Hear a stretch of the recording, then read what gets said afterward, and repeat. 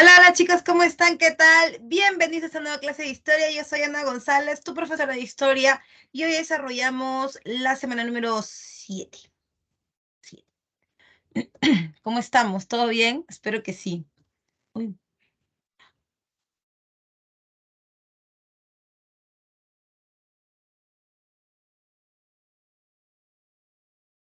vamos a ver, que cargue mi diapositiva. ¿Qué? ¿Cómo? A ver.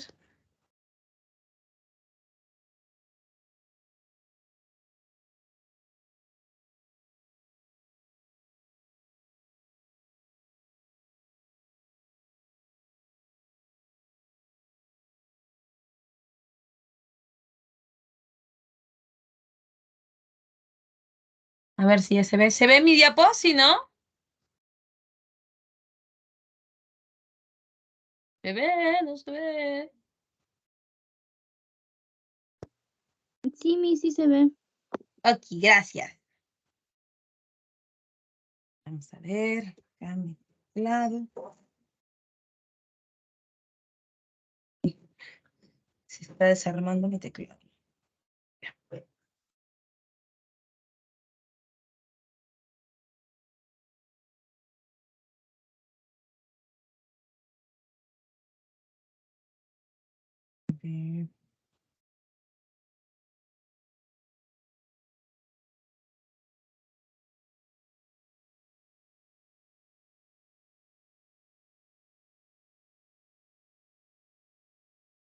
Bien, vamos con la Edad Media. Justo aquí te estoy poniendo la primera diapositiva y la propuesta que te hago es dividir a la Edad Media, o sea, la Edad Media la vamos a dividir en dos, en Occidente y en Oriente, ¿no?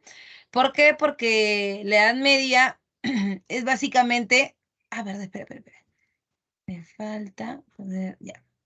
La Edad Media es básicamente...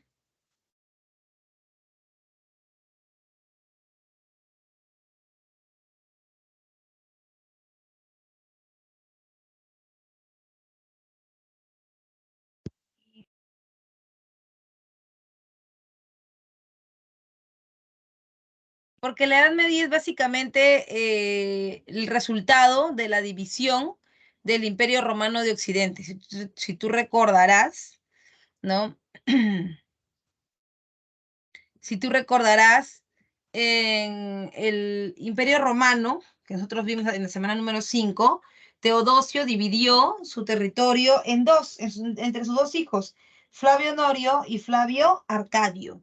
Entonces, de eso nace Roma de Oriente y Roma de Occidente. Y si preguntas, tal vez si te preguntas por qué lo dividió entre sus hijos, es porque él ya venía entendiendo que Roma estaba muy debilitada, sobre todo porque el ejército prácticamente había sido anulado con la nueva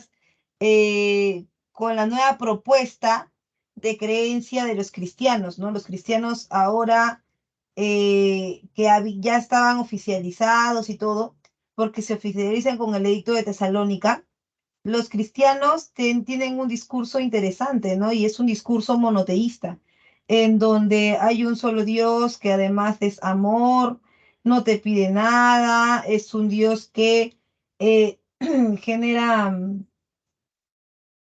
digamos que genera un contexto muy diferente al que se ha estado viviendo con el politeísmo. Entonces, eso implica que ya este Dios no busca que tú le entregues tributo, no busca que tú pagues impuestos. Entonces, pero hay un problema porque el impuesto es, digamos que el sostén, el mantenimiento de quién, es el mantenimiento del ejército. Y como es el mantenimiento del ejército, pues ahí hay toda una disyuntiva porque si ya no soy politeísta y ya no me puedo mantener ya no puedo mantener a mi ejército como lo hacía antes, hay dos posibilidades bien marcadas. Una, que definitivamente ya no me puedo expandir, o sea que Roma va a quedar en sus mismos territorios.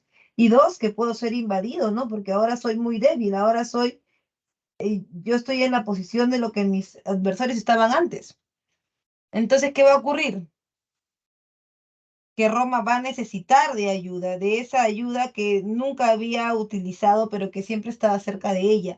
Porque cuando hablamos de los bárbaros, decimos que son bárbaros todos aquellos que están fuera del imperio o fuera de los limes o fuera de los límites del imperio romano. Entonces, si eso es, ¿no? Si eso dice el imperio romano, entonces, ¿qué va a ocurrir? Bueno, va a ocurrir que estos reinos bárbaros que se conocen con los romanos desde siempre, ¿ah? Porque desde siempre fueron como la mano de obra romana, ¿no? O sea, los sastres, la mano de obra de la construcción, los zapateros, todo estaba, ellos eran, ¿no? Eran los bárbaros que se consideraban inferiores a los romanos. ¿Por qué los romanos consideraban a los bárbaros inferiores? Porque no formaban parte de la cultura occidental. A lo que me refiero es que no tenían muchas condiciones provenientes de los romanos y los griegos, ¿no? Para los griegos, para los romanos, disculpa, era tedioso pensarlo, pero estos pueblos no tenían sus mismas tradiciones. Por ejemplo, los romanos que solían comer carne de vacuno, de cordero, eran diferentes a los bárbaros porque los bárbaros utilizaban del animal todo, ¿no? Utilizaban las vísceras, la sangre, cosa que los romanos para ellos se habían imaginado, ¿no? Para ellos era como, ¡ah, qué asco! ¿No? Entonces, en ese momento es cuando se permite que los bárbaros jueguen un papel decisivo, ¿no? Los romanos le dicen, bárbaro, ven, ¿quieres formar parte del imperio? Sí, claro que sí, toda mi vida intenté, ya, puedes formar parte del imperio, pero como mi ejército, para morir por mí. Habla, ¿vas? Y los bárbaros que estaban alrededor, que eran inofensivos, que ya conocían a los romanos, dijeron que sí. Entonces, Roma los va a adherir a su territorio, pero sin peleas. O sea, no van a haber peleas, enfrentamientos entre los bárbaros buenos, digamos, los que son vecinos, y los romanos. No va a existir, ¿no? Solamente es, ¿qué cosa? Es una invasión, pero es una invasión de tipo pacífica. ¿Por qué? Porque es una alianza política, llámala como quieras, militar si quieres, o un sistema de colonato. ¿Por qué? Porque estos reinos bárbaros van a ser acogidos por los romanos, pero a cambio se les van a entregar tierras. O sea, es un colono, al final, ¿no?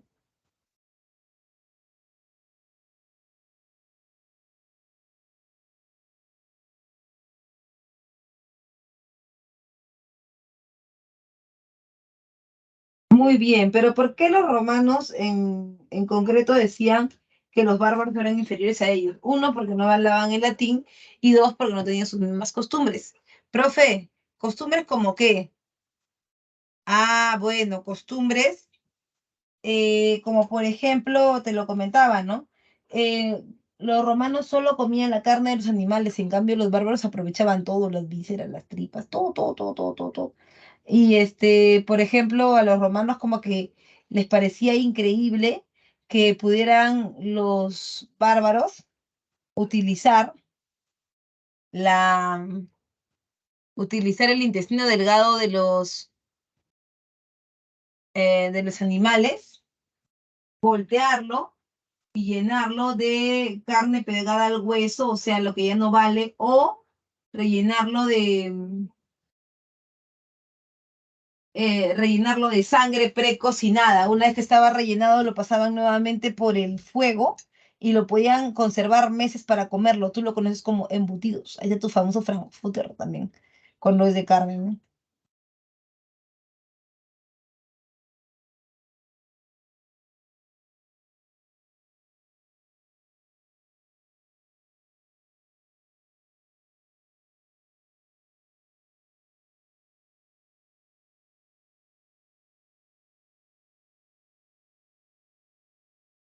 Ahora bien, tampoco hablaban latín, pero habían otras tradiciones o otras costumbres bárbaras, como por ejemplo que no tomaban vino, solo tomaban agua que estaba por lo general contaminada. Para evitar los piojos, los bárbaros se untaban grasa de animales, del cuerpo de los animales en la cabeza, para espantar los piojos, ¿no? Cosas así, que eran como muy, muy fuertes.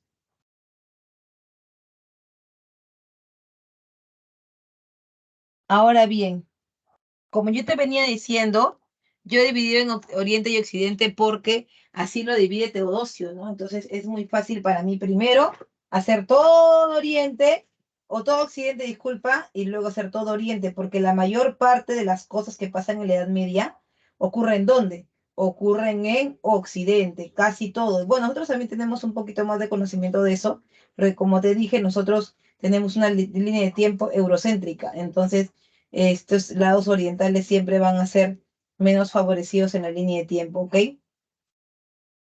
Entonces, dicho esto, voy a dividir a la Edad Media en Oriente y Occidente, y dentro de Occidente en tres también al mismo tiempo. Lo voy a dividir en Alta,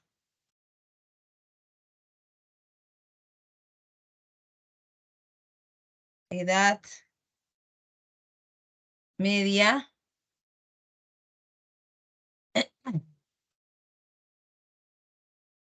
Medioevo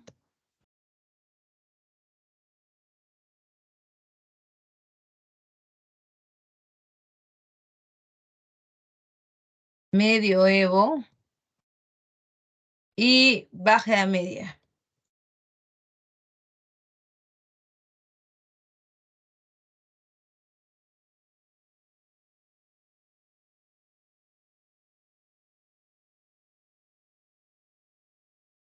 ¿Y en Oriente qué hay, profe? En Oriente parece que no hubiera nada, ¿no?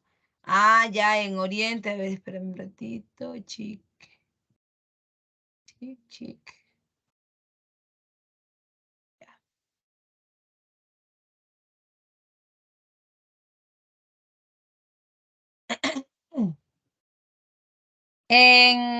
En Oriente tenemos el Imperio Bizantino y el mundo árabe solamente. En Occidente hay más cambios. Por eso vamos a ver hoy día Occidente y luego vamos a ver Oriente.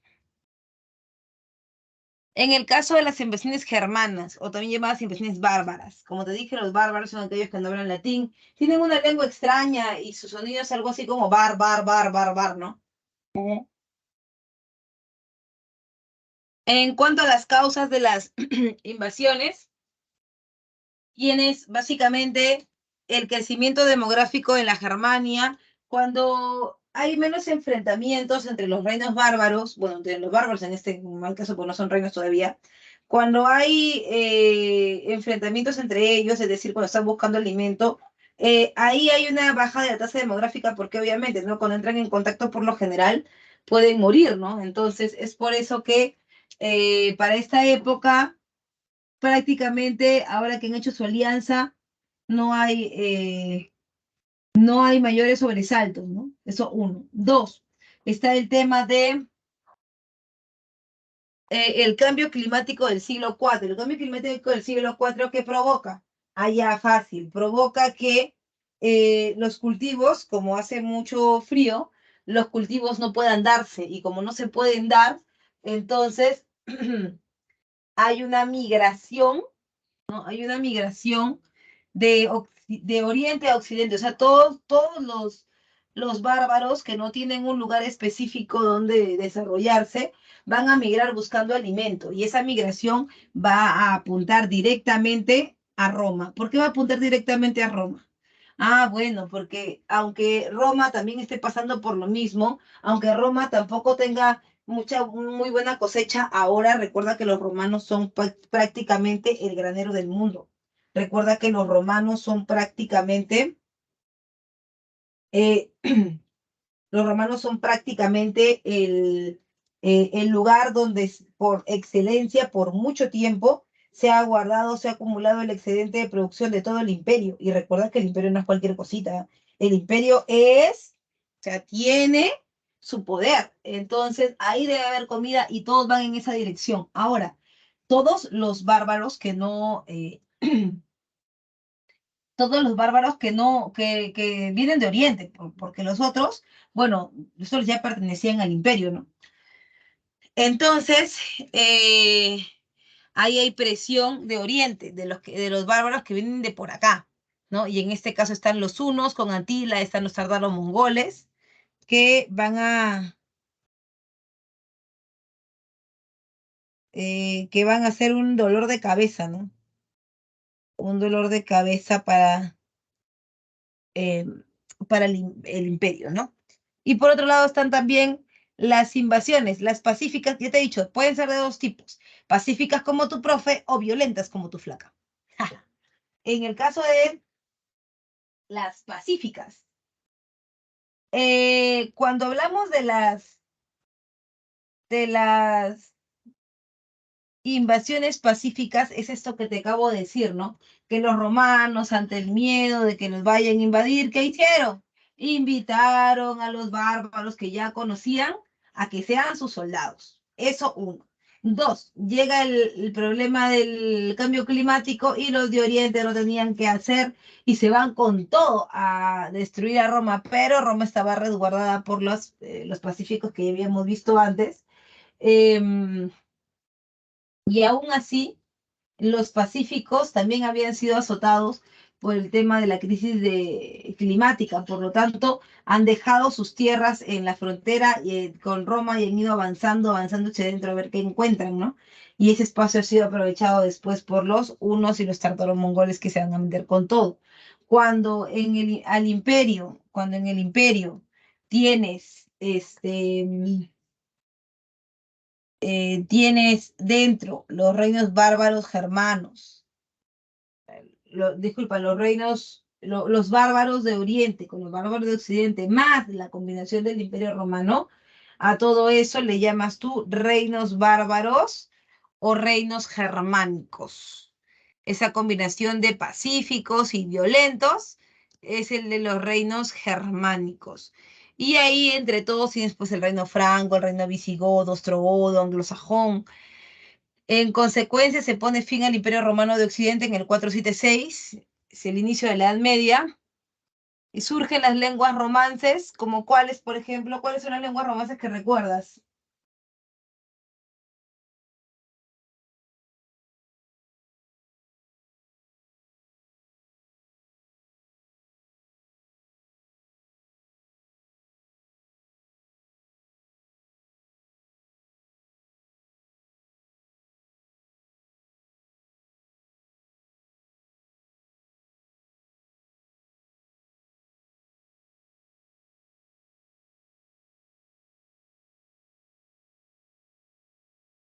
Está el italiano, el portugués, por ejemplo, ¿no? El francés, el español, todos estos son el, la combinación de las lenguas bárbaras con el latín.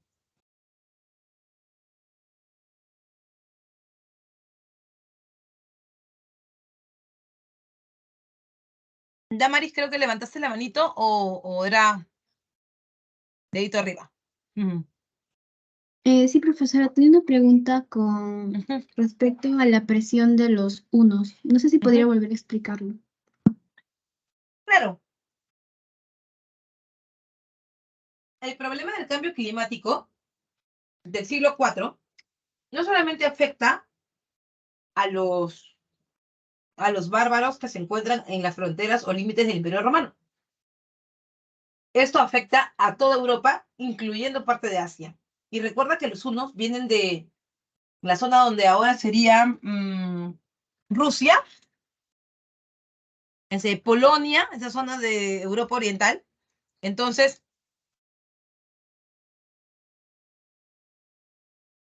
ellos, al ver que no tienen alimento tampoco, están pensando en Roma. Sin embargo, hay una sociedad todavía más agresiva que los hunos que van a terminar por empujarlos. Y esos son los tártaros mongoles. Recuerda que los tártaros mongoles viven cerca de China, que inclusive Xi Huangdi les hizo una muralla para evitar que pasaran.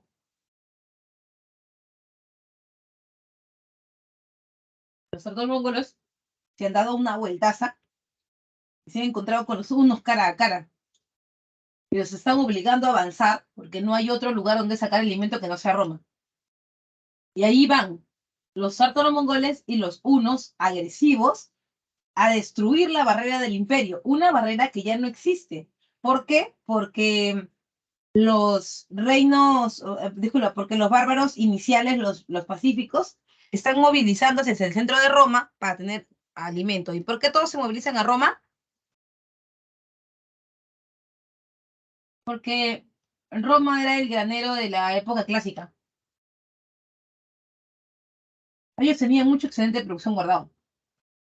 Recuerda que sus tributos eran altos en algún momento y además tenían mucho territorio. Entonces tenían mucha recaudación. Esa es la forma en la que los hunos ejercen presión sobre un territorio que supuestamente estaba custodiado por bárbaros que eran parecidos a los de Oriente. Sin embargo, la necesidad obligó a que todo el mundo entrara de una manera, eh, si quieres, atropellada, ¿no? Empujándose unos a otros. Ujú. A ver, ahora, por otro lado también,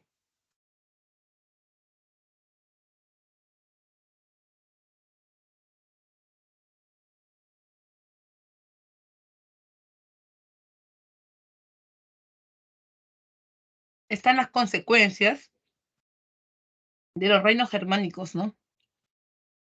Solamente habíamos visto dos y las otras dos que vamos a ver son la difusión del cristianismo. Mira, es muy importante que los bárbaros se cristianicen.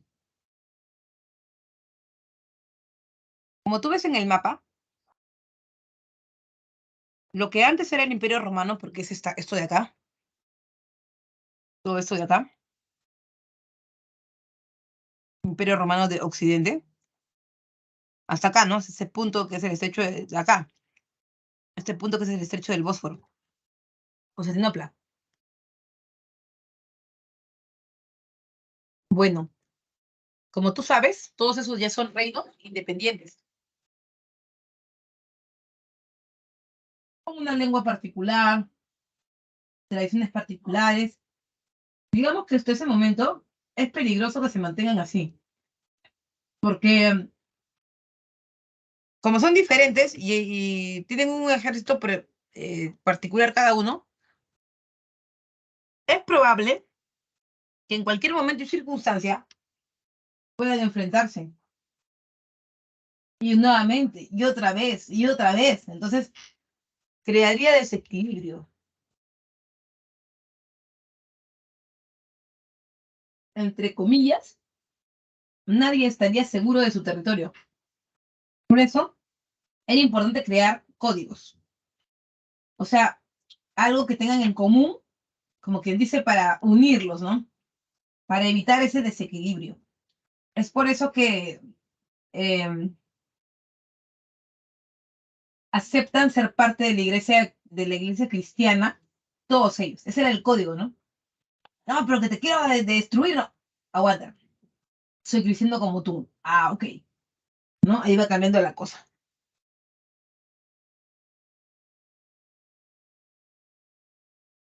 Por otro lado, también recuerda, está la ruralización de la economía. Eso es algo también que los romanos van a ver con mala cara, ¿no? A los romanos, pues, en ningún momento se les hubiera pasado por su cabeza regresar al campo, porque para ellos la modernidad era la ciudad, ¿no? Ya hemos dicho, ya habíamos hablado en algún momento del anfiteatro, habíamos hablado también eh,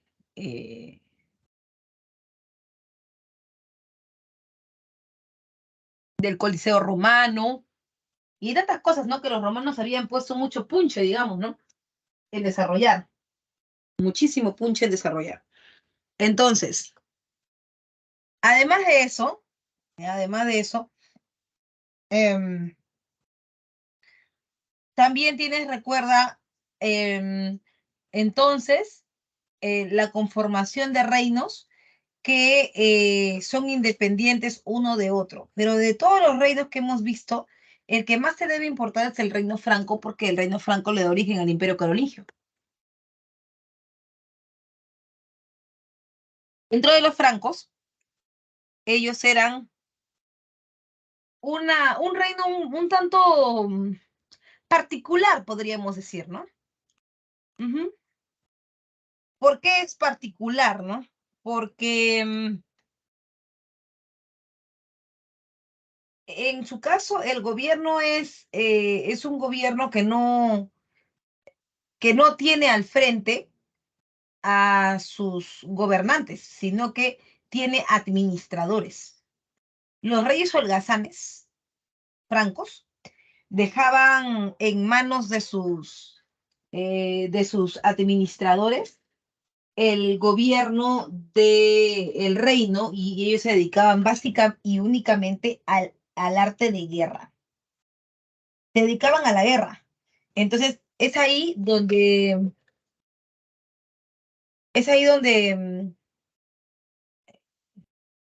Carlos Martel o Carlos Martillo, que fue su último mayordomo, los venció en la batalla de Poitiers. Y en Poitiers, entonces, Carlos Martel se convirtió en el gobernante ahora del Reino Franco. Sin embargo, creó obviamente una nueva dinastía, o sea, una nueva familia de gobierno. Y esa nueva familia de gobierno es la dinastía merovingia. Ahora, los merovingios, digamos que todavía son un gobierno muy débil, muy endeble. Cuando Carlos Martel tuvo un hijo, que fue Ludovico, fue Pipino el Breve. Pipino el Breve se dio cuenta de que ahora que él estaba a cargo del gobierno y que creaba una nueva línea de familia, que eran los carolingios, Pipino el Breve necesitaba apoyo directo. ¿Pero de quién? De la Iglesia Católica. Es decir, mientras que la iglesia estuviera expandiéndose y catequizando, evangelizando, esos pueblos que caían por la evangelización y todo le pertenecerían al, eh, a los carolingios. Y si los carolingios lograban recuperar algún territorio, tener para ellos, también se expandía hacia el dominio de la Iglesia Católica. Entonces, una vez ya que está la alianza, va marchando más o menos, ¿no? Em, Pipín el Breve tiene dos hijos. Ahora viene el problema. Tiene dos hijos. Uno es Carlomagno y el otro es Carlomagno. ¿Qué con Carlomagno? Carlomagno sería destacado para que él lleve el gobierno del reino, ¿no? A través de su poder político, mientras que su hermano Carlomán haría lo propio, pero desde la religión. Y esto porque los carolingios son convencidos de que el gobierno solo debe ser de una persona, no se puede compartir, ¿no? Entonces, Carlomagno va a gobernar solo, su hermano va a ser su apoyo ideológico y obviamente el nexo con la Iglesia Católica, ¿no? Carlomagno entonces se va a dedicar a gobernar, pero es recién en el año 800 que la relación con la Iglesia Católica se formaliza a través de su coronación. En el año 800, el Papa León III corona a Carlomagno, en la Navidad del 800, y por primera vez la Iglesia Católica justificará un gobierno, por primera vez, ¿no? Ahí, en el año 800, ahí recién empieza el Imperio Carolingio. O sea, antes era la familia carolingia gobernando, ahora va a empezar el Imperio Carolingio porque él es el emperador, ¿no? Eh,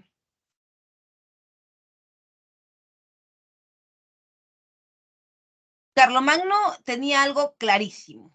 ¿Qué tenía clarísimo?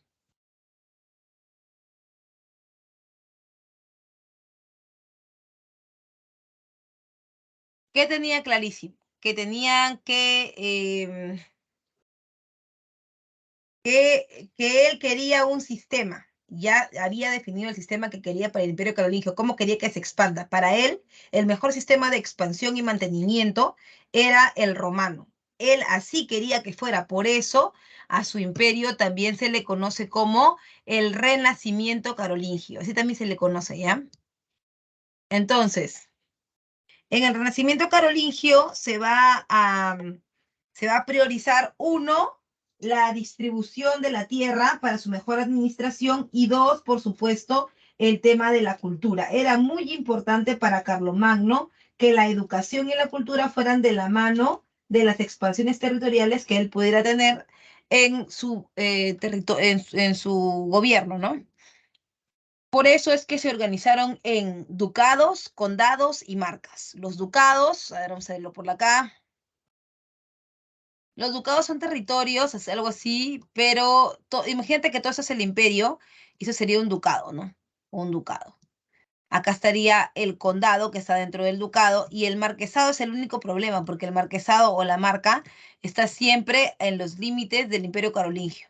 Así, siempre es así. Ay, se pasó eso. Así. Entonces, ¿cómo hacían para organizar todo, profe, para que no se vayan a pelear entre ellos? Ahí está el poder ese que te decía de un gobierno de una sola persona, ¿no? Y es que Carlomagno designaba a su mano derecha, que era su supervisor, el famoso Mishi Dominici. El Mishi Dominici supervisaba al duque, que es el más grande de los nobles que tiene el territorio. El duque, a su vez, supervisaba al conde y el conde al marqués o al gobernante de la marca. Entonces era como una escalerita, ¿no? Era como una gradita, ¿ya? Que se cumplía siempre y se mantenía pues organizada muy bien, ¿no? Sin embargo, el sistema ayudó al Imperio Carolingio, pero no logró mantenerlo, ¿no? Ujú. En el aspecto cultural, promovió el desarrollo cultural, el famoso Renacimiento carolingio, e impulsó los estudios clásicos de Trivium y Quadrivium. ¿Recuerdas cuáles eran el Trivium y el Quadrivium? ¿Qué cosas son el Trivium y el Quadrivium?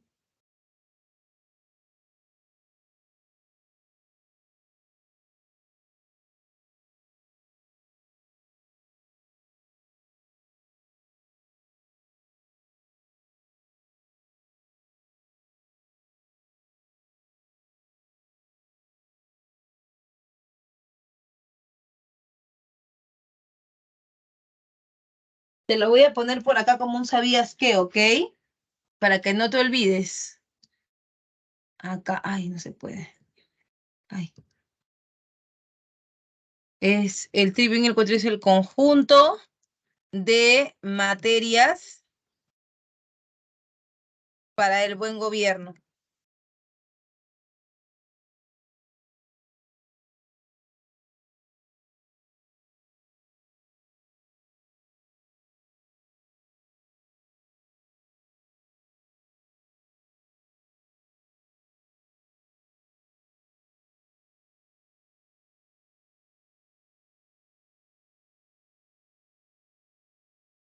En estas materias, el trivium y el quadrivium, ¿no? El trivium está compuesto por tres materias, ¿no? Gramática,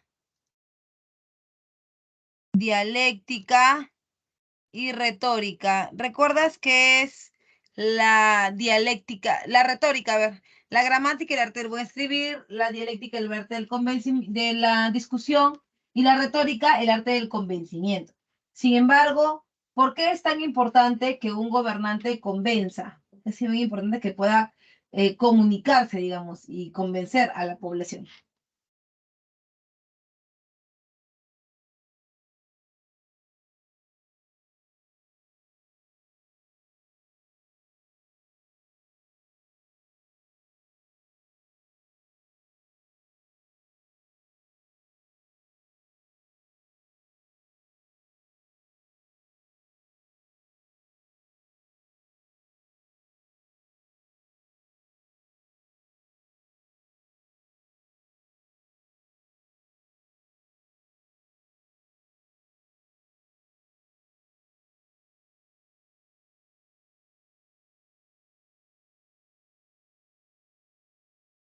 ¿Nada? Uy, ¿qué podría ya se ha apagado?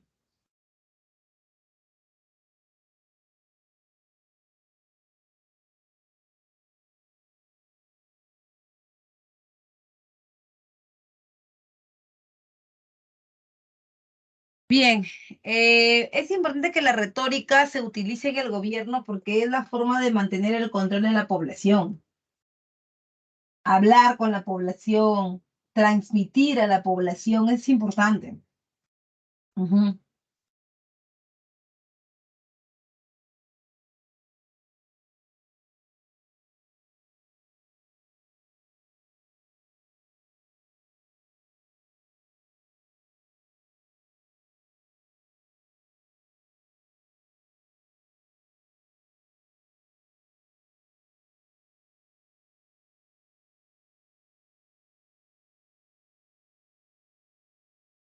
Ahora bien, también está el quadrivium y el quadrivium es básicamente el conjunto el conjunto de materias, ¿no? Conjunto de materias que eran impartidas hacia el clero, porque todo esto es solo para el clero, compartía al clero para llevar una mejor administración, ¿no? Y ahí está la gramática, aritmética, música y astronomía, ¿no?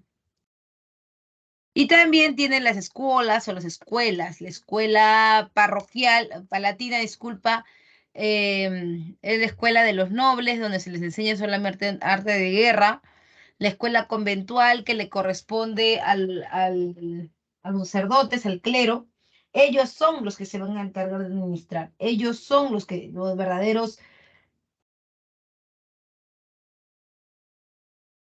cerebros del gobierno, ¿no? Por eso aprenden esas cosas.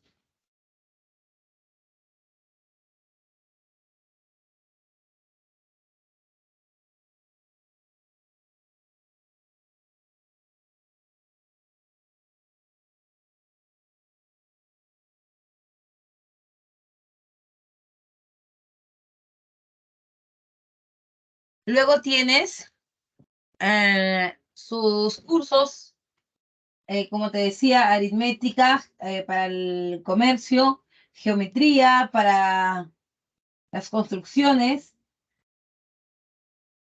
astronomía para la agricultura y música para su complemento, ¿no?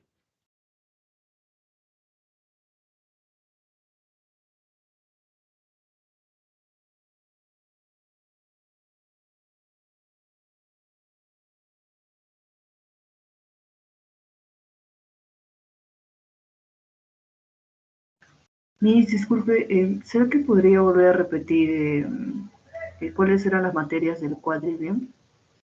Sí, del quadrivium tenemos música, geometría, aritmética y astronomía.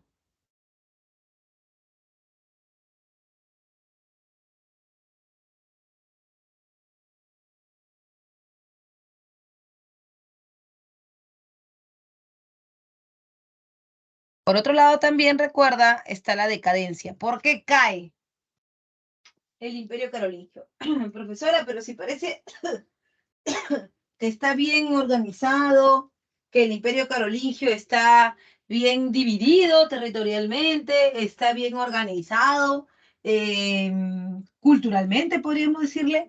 ¿Por qué, profe? ¿Por qué el Imperio Carolingio? Es que, como yo te lo he venido diciendo, el Imperio Carolingio está diseñado para un gobierno vertical único desde arriba hacia abajo. Así, así está hecho. Ahora, el tema con esto es que no se va a cumplir. ¿Por qué? Porque los nietos de Carlomagno son el problema, ¿no? Ludovico Pío, hijo de Carlomagno, tuvo 3 hijos, que, los cuales van a ser educados en la tradición germana porque son hijos de una germana, ¿no? Entonces, el tema aquí es que en la Germania se considera que los que deben gobernar siempre son los primogénitos, o sea, en este caso Carlos, ¿no? Eran 3, Carlos, Lotario y Luis. Y bueno, esta esta figura fue desconocida por sus hermanos, ¿no? No, pero ¿por qué él tiene que gobernar? Solo porque es el mayor y comenzaron a pelear, ¿no? Esa pelea provocó ¿qué cosa? Esa pelea provocó que Ludovico, el padre de ellos, terminara firmando el Tratado de Verdún y dividiendo en partes iguales el ex imperio carolingio, ¿no es cierto? Lo dividieron en tres, pero el tema es que, como ya te he dicho, el sistema está hecho, está pensado para una sola persona que gobierne. Por lo tanto, en el caso del Michi Dominici, por ejemplo, en el caso del Michi Dominici, el Michi ya no podía cumplir sus funciones.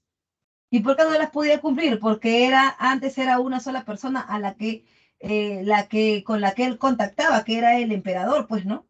Pero ahora tenemos que no solamente está él, son tres. Y al estar los tres ya hay problemas, ¿no? Ya hay problemas. Es por eso que el imperio poco a poco se debilita y al debilitarse entonces vienen los problemas porque se firma el Tratado de Verdún del año 800, ¿qué dice? Del año 843, disculpa.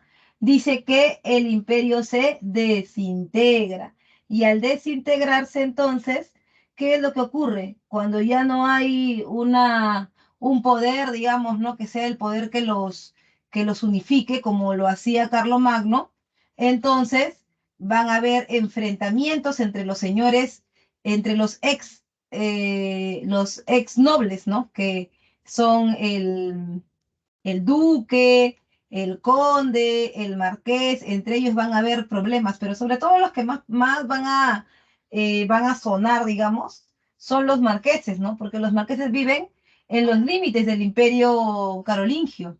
Y al vivir entre los límites del imperio carolingio, pasa algo más, ¿no? El vivir entre los límites del imperio carolingio les da la posibilidad a ellos de enfrentarse sin levantar mucha sospecha, ¿no? O sea, eh, ellos pueden pelearse entre ellos por el territorio y son menos fáciles de alcanzar, ¿no? Entonces, eso les pasa a los marqueses y poco a poco van conquistando más y más y más territorios de sus vecinos. Esa conquista que van a hacer ellos de sus vecinos los van a convertir en señores de la tierra. Y al convertirlos en señores de la tierra, entonces, ¿qué va a ocurrir? Al convertirlos en señores de la tierra, se van a convertir en señores feudales. Y los señores feudales van a formar parte de otro periodo, de otro proceso. Y ese proceso se llama feudalismo. ¿Ok? ¿Sí se entendió esa partecita de cómo se pasa del imperio carolingio al feudalismo?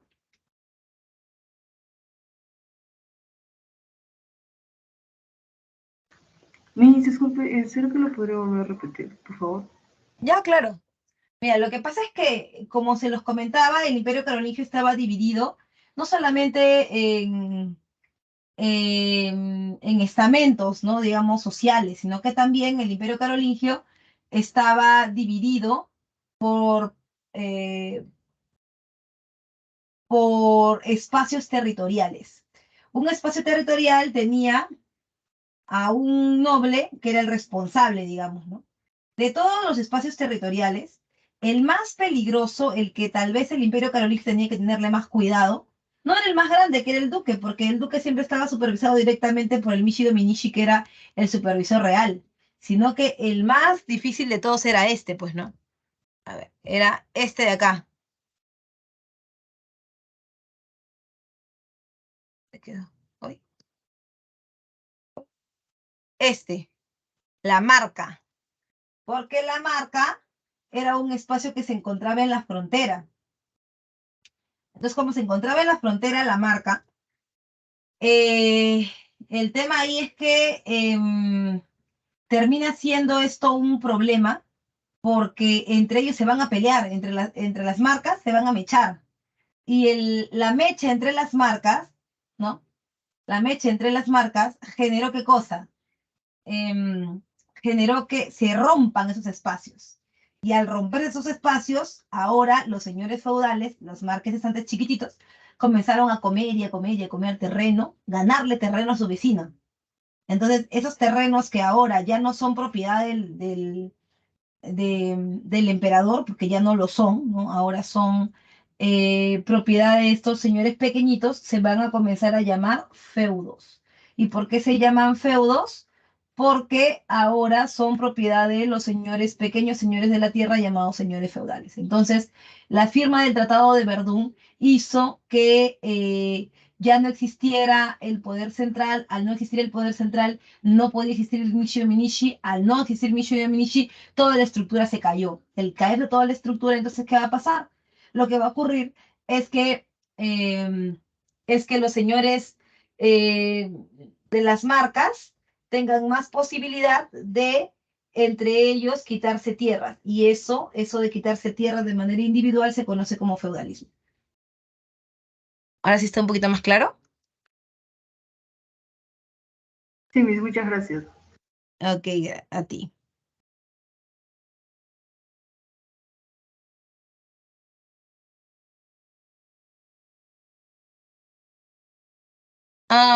Bien, entonces, una vez que tenemos esto, la división del Imperio Carolingio a través del Tratado de Verdún, la desintegración del poder, nos vamos rapidito con ¿qué?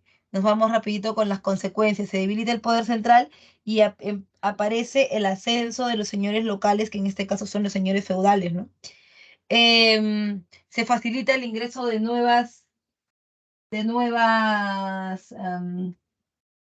ataques, ¿no? De nuevas invasiones, que son las segundas invasiones de bárbaros, como son los magiares, los sarracenos, ¿no? Ahí tienes también a los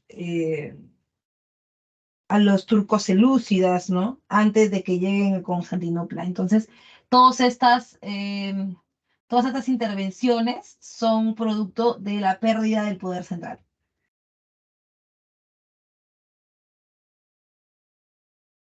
Por otro lado, también has de recordar, ¿no?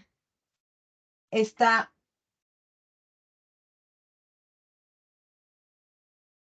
el imperio bizantino. Esto lo voy a dejar para el último porque esto es Oriente, ¿ya? Vamos a ver qué pasa después en Occidente, después del imperio carolingio. Y después del imperio carolingio vienen las cruzadas. La pregunta del millón es, ¿qué son las cruzadas? Disculpa, el feudalismo. El feudalismo es la consecuencia principal del Imperio Carolingio, de la destrucción del Imperio Carolingio, porque es el sistema económico, político, social sustentado en dos grandes pilares. Uno es la tenencia y usufructo de la tierra, o sea, no solamente es importante ganar la tierra a través de la conquista, tener las tierras, sino que también es importante poder hacer que la tierra produzca. Pero para que la tierra produzca, ¿qué ocurre? Para que la tierra produzca, ¿qué necesita? Necesita de mano de obra. Esa mano de obra que puede estar catalogada bien a través de los señores, de los señores feudales y su relación con los siervos. Los siervos son aquellos que van como los campesinos, ¿no? Los campesinos que le están adscritos o que están, digamos que, a ver, ¿cómo lo podemos decir? Ya, que están subordinados al señor feudal, ¿ya? Y por supuesto también están las relaciones feudo-vasalléticas o las relaciones de servidumbre también, ¿no? Porque los dos elementos claves aquí para que el señor feudal pueda avanzar son los vasallos, por un lado, para el espacio militar, y los siervos para la producción de bienes, ¿no? De alimentos.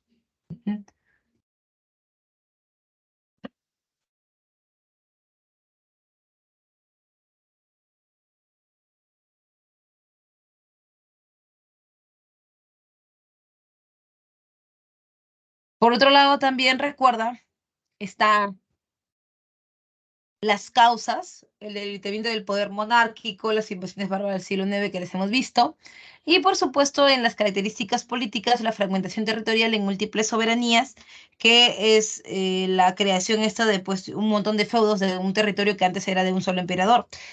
En sociales, la ruralización de la sociedad y la reducción de la vida urbana, eso quiere decir que todo se desarrolla fuera de las ciudades, ¿no? Hay ciudades, sí, sí las hay, pero son muy pocas, ¿no? Y por lo general son nórdicas. Ahora, en el caso del el feudo, la vida se ha reducido, ¿no? La vida urbana se ha reducido y ha ganado espacio la vida del campo. En economía es una economía de autoabastecimiento y de predominio de actividades agropecuarias, como por ejemplo la agricultura y la ganadería, ¿no? Se reduce la circulación monetaria y las actividades comerciales. Una pregunta, ¿había intercambios fuera de los feudos? Intercambio fuera de los feudos, ¿tú qué dices? ¿Verdadero o falso? Intercambio fuera de los feudos. ¿Había o no había? ¿Tú qué dices? ¿Había o no había?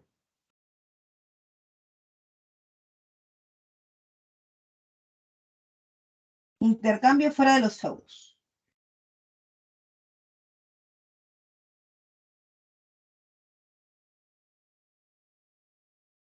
A ver, ¿qué dice la gente? Sí había. Sí había intercambio fuera de los feudos. Lo que sí es que eran intercambios en las llamadas ferias, que eran como lugares de intercambio donde que estaban autorizadas por los señores feudales, ¿no? Porque tú producías, por ejemplo, muchas cosas para comer dentro de tu feudo, sin embargo, no todas las tenías, pues, ¿no?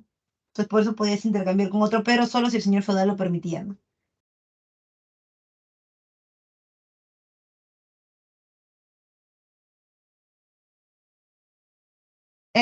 También recuerda que la moneda, digamos que disminuye su circulación. ¿Por qué?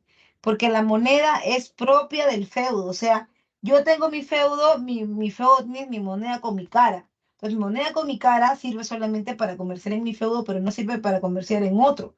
Porque en otro tienen otro señor feudal con otra cara, con otra moneda, etcétera. ¿Ya? Y por supuesto, están las órdenes y los estamentos, ¿no? Pero es una pregunta, órdenes, mira, aunque tú no lo creas, porque esto parte de la Edad Media, pero esto nace en el Imperio Carolingio. En el Imperio Carolingio ya había gente que tenía una mayor cantidad de propiedad, una menor cantidad de propiedad, ya se podían ver bien los estamentos, ¿no?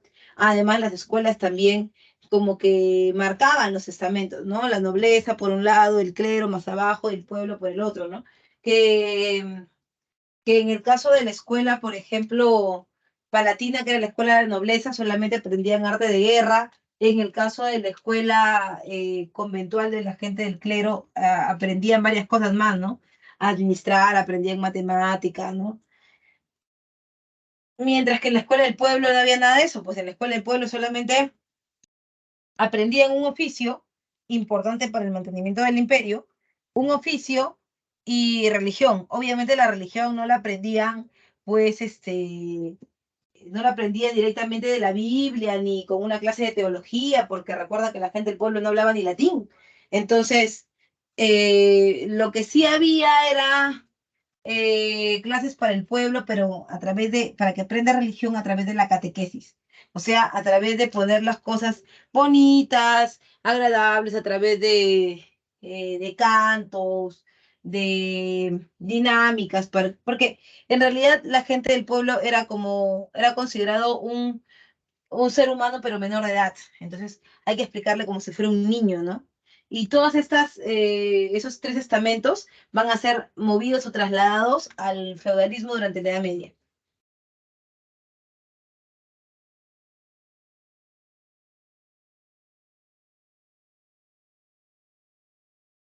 Ahora, esto mismo es lo que vamos a encontrar ahora en pleno feudalismo, ¿no? ¿Qué vamos a encontrar? Vamos a encontrar a los vellatores. ¿Quiénes son los vellatores? Son los de la nobleza.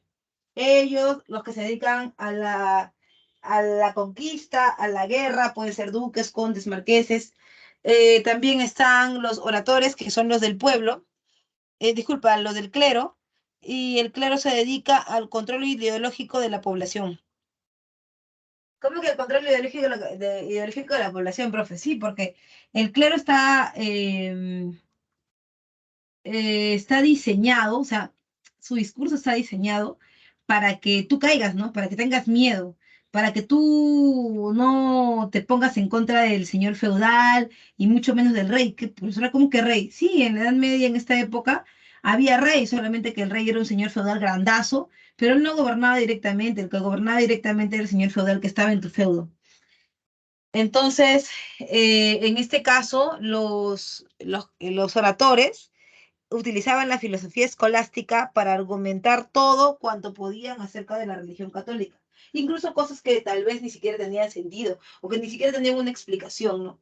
Y así entonces se ponía la razón al servicio de la fe, es decir, crear una justificación, ¿no? Una justificación de lo que se dice, ¿no? De lo que se dice. Entonces, obviamente dentro de la religión, ¿no? Y obviamente si tú también se crean castigos, ¿no? Para que la gente no salga de la religión católica y así se crea el paraíso, el purgatorio, el infierno.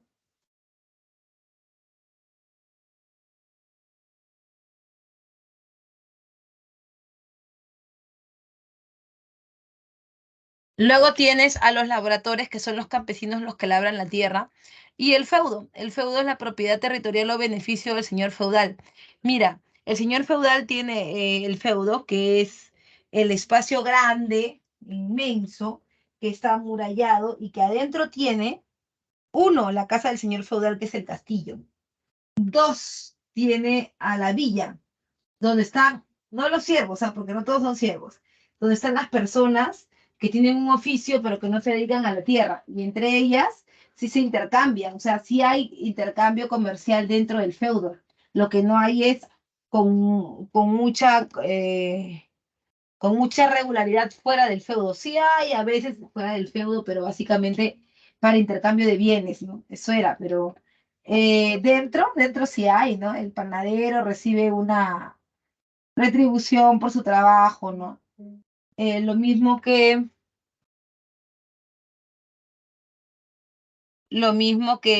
el caso de el zapatero, ¿no? Etcétera. Entonces sí. El feudo tiene arriba el castillo, abajo la villa y alrededor, entre la villa y las murallas, los campesinos, ¿no? Los siervos. Esos campesinos labran la tierra, la cual puede ser de dos tipos, ¿no? Una están los mansos, son los mansos y la otra son las reservas. Profe, ¿qué son los mansos? Son las tierras que el señor feudal le otorga al siervo para que él trabaje en esas tierras y pueda comer de ahí, porque el señor feudal no lo va a mantener. Él solito tiene que producir su comida, así casi como en el Tahuantinsuyo, ¿no? Que solitos deben producir su comida. El Estado no les pone nada. Y ahí están los mansos, que son tierras asignadas a los siervos, y las reservas al señor feudal.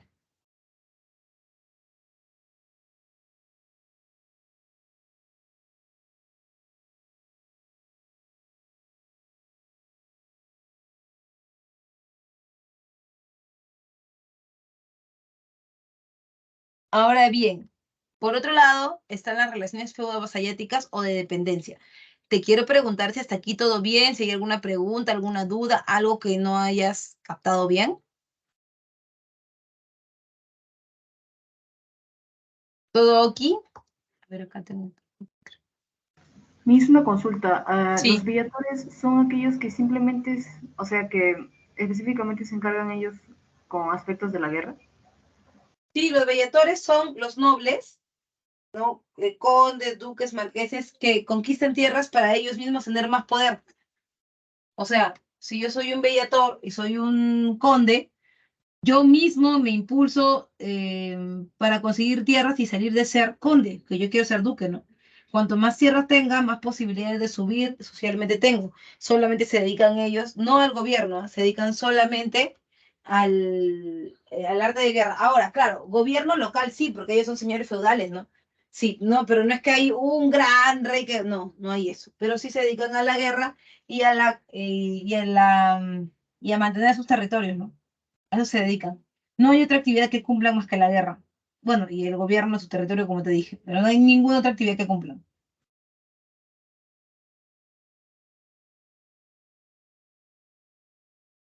Ahora, en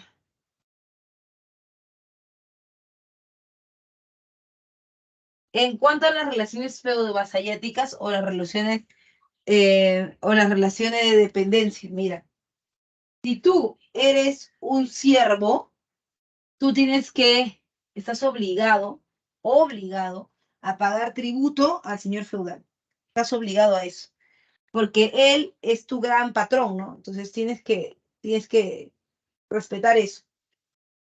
Sin embargo, el señor feudal no te deja solo, ¿no? Te da tu tierra, que ya te hemos hablado de los mansos, o el beneficio, que es tierra, ¿no? Y también te protege, ¿no? De alguien que te quiera hacer daño, ¿no? Etcétera. Te protege el señor feudal, te da protección y alimento. Y tú a cambio trabajas su tierra, ¿no? De manera indiscriminada, trabajas.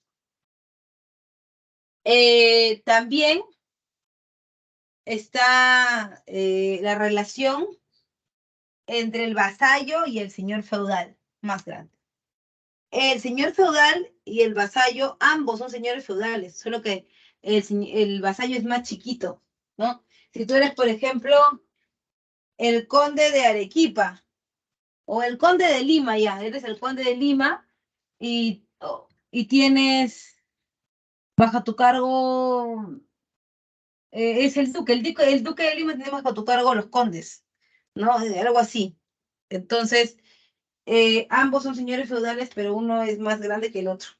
Tiene más territorios, nada más. Yo soy el duque de Lima y tú puedes ser, no sé, pues el conde de San Juan de Lurigancho, ¿no? O sea, lo que importa es que ambos son señores de la tierra, ambos.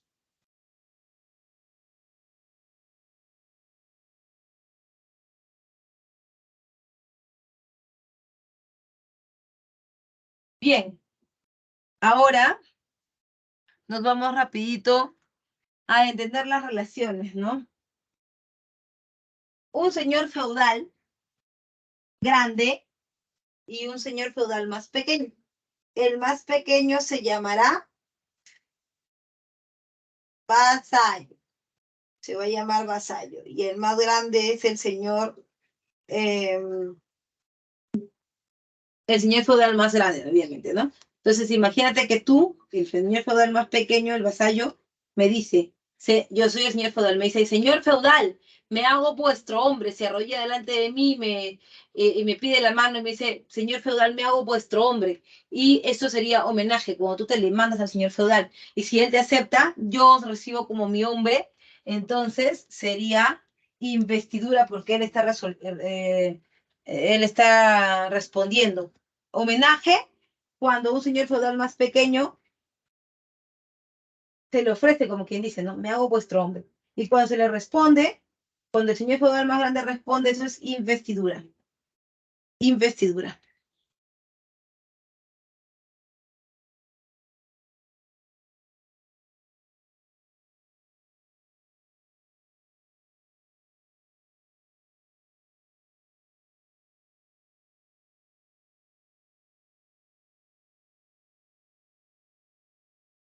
Ahora, en ese caso, el vasallo está subordinado al señor feudal. Ellos no se pueden separar con nada porque el juramento es de por vida. Se dan un osculum, o sea, un beso, que es representado en el siglo XIV, es la representación que tú ves ahí, disculpa, en el siglo XIV, entre hombres se dan un beso que sella su relación eh, inquebrantable.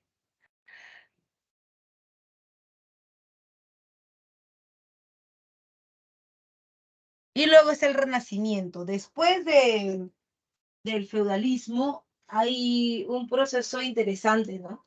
Que va a decantar en muchas cosas posteriormente. Y es que el feudalismo ha llegado al tope, al tope, al tope, de la conquista de tierras en Occidente. Ya no se puede hacer más, ya no hay más tierras, ya no pueden seguir conquistándose entre ellos. Y es por eso que los señores feudales buscan una oportunidad. ¿Dónde? Buscan una oportunidad en Oriente. Con Oriente me estoy refiriendo a la zona del ex Imperio Bizantino, hasta ahí, este momento Imperio Bizantino, ¿no?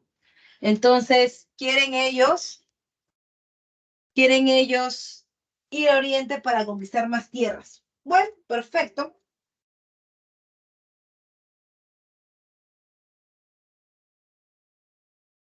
Perfecto, entonces, pero tampoco puedes ir a Oriente y decirle, oye, ¿sabes qué, turco? Quiero conquistar tus tierras. No, tampoco. Nadie te va a dar tus tierras así. Así que, ¿tú qué haces? Facilito.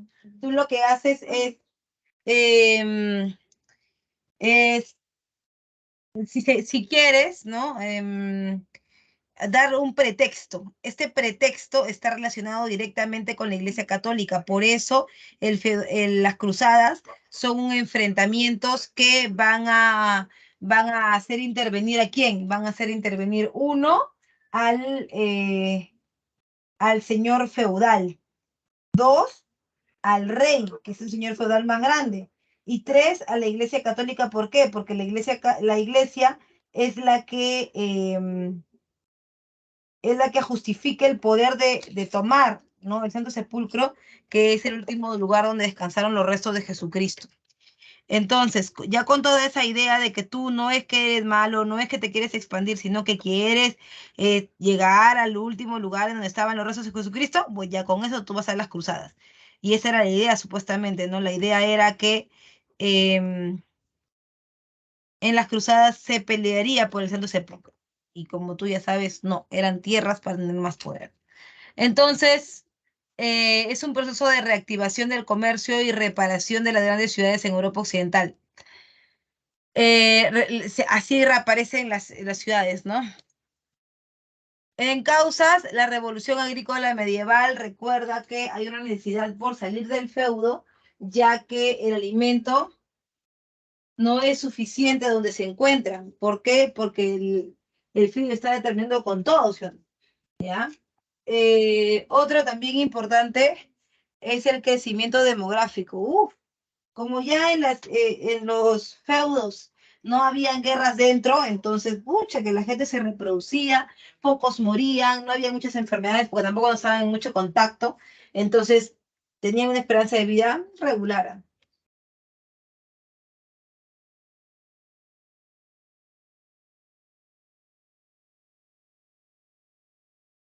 Ahora, por otro lado, también se reactiva el comercio urbano, importantísimo, el comercio urbano.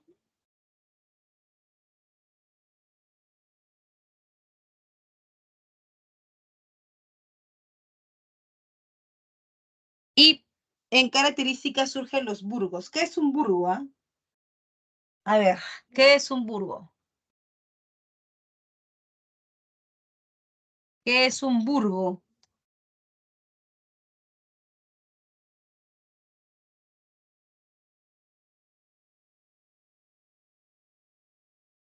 Es una asociación de comerciantes. Ya. No, un burgo es una ciudad. Claro, podría definirse como una asociación de comerciantes, pero eso funciona más para la edad moderna cuando hablamos de las ligas, ¿no? Porque las ligas son agrupaciones o asociaciones de comerciantes exclusivamente de ellos. En los burgos no todos son comerciantes, también hay campesinos, también hay hombres libres, ¿no? Em, Podríamos definir un burgo como una ciudad organizada, ¿no? Una ciudad organizada de finales de la Edad Media y comienzos de la Edad Moderna, obviamente.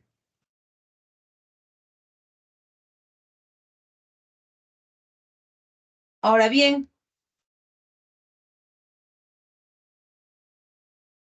em, así surgen los burgos, o sea, las ciudades, los gremios, que son la agrupación de personas que pertenecen a un mismo oficio. Puede ser el gremio de zapateros, de peluqueros, de lo que tú quieras. Y las universidades.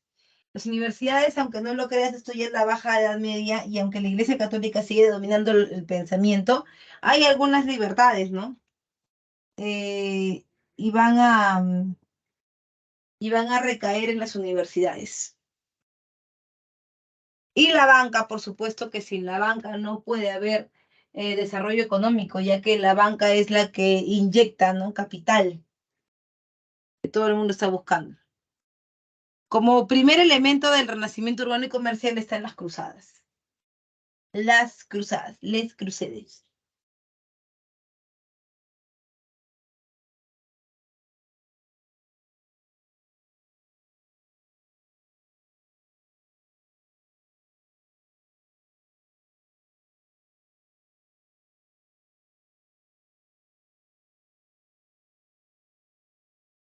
¿Qué son? Básicamente campañas militares que están compuestas por señores feudales, reyes y la Iglesia Católica.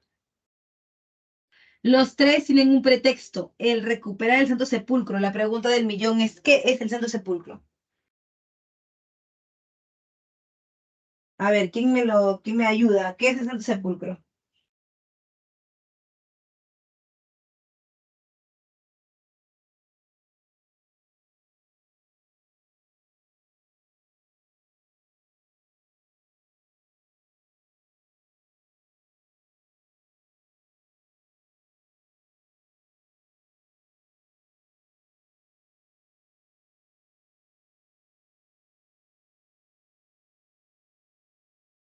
El lugar en donde descansaron por última vez los restos de Cristo, ¿no? Y como se pensaba que estaba muerto, se le había despedido, porque no podemos ir a enterrar, porque no lo habían enterrado, se le había despedido de una mano, a través de la tradición judía, ¿no?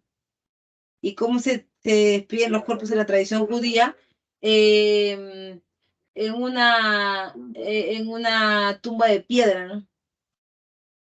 Después se dan cuenta que Jesucristo ha resucitado, y el último lugar donde estuvo fue ahí, ¿no? En el Santo Sepulcro. Ahora bien, ¿qué con eso? Que ese sería el pretexto para poder,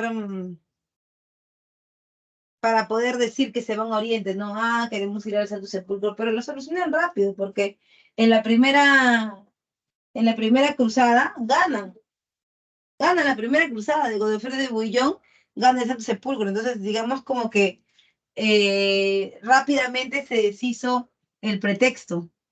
Para la tercera cruzada, que es la cruzada de los reyes,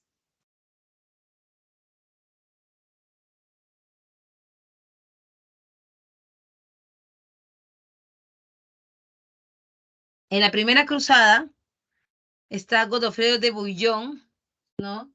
Que recupera el sepulcro en el 1099. En esa época lo recupera, y pues hasta ahí se suponía que ya las cruzadas debían parar, ¿no? Pero no, porque sus causas eran otras en realidad, ¿no?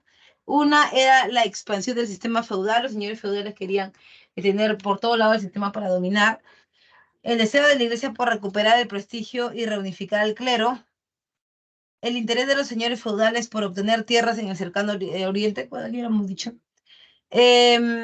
Y por supuesto, la necesidad de abrir nuevas rutas comerciales en el Mediterráneo. Eso es muy importante. Eso no solamente debe ser Constantinopla, deben ser otras rutas que estén muy cerca de las ciudades y que les puedan abastecer, como Génova, Florencia, Venecia, etc.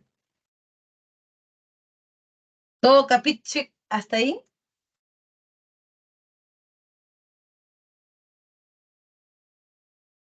Miss, disculpe, ¿quiénes participaron en las cruzadas? Mencionó que era el señor feudal, ¿y quiénes más?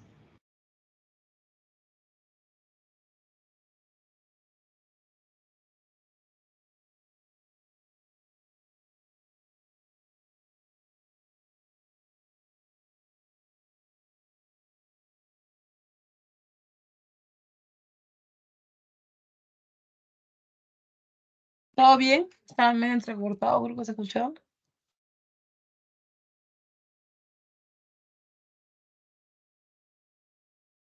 Damaris, volvió a levantar la mano, creo. Sí, profesora, tengo una pregunta, pero antes una compañera estaba preguntando, no le logró escuchar. Sí, creo. porque no se entrecortó. A ver, coméntame. Primera pregunta creo que es de de Ruth. Ruth. Miss, le estaba consultando quiénes fueron los que participaron en las cruzadas, los personajes. Usted mencionó que eran los señores feudales y no logré escuchar. Sí, los señores feudales, los reyes y la Iglesia Católica, en general, ¿no? Pero dentro de la primera cruzada, el que participa son dos, ¿no? Gualterio sin haber y Godofredo de Bouillon en la cruzada señorial. Y para la tercera cruzada, que todavía no lo hemos visto, son los reyes, ¿no? Federico Barbarroja, por el Sacro Imperio Romano Germánico, Ricardo Corazón de León, por Inglaterra, y Felipe II Augusto, por Francia.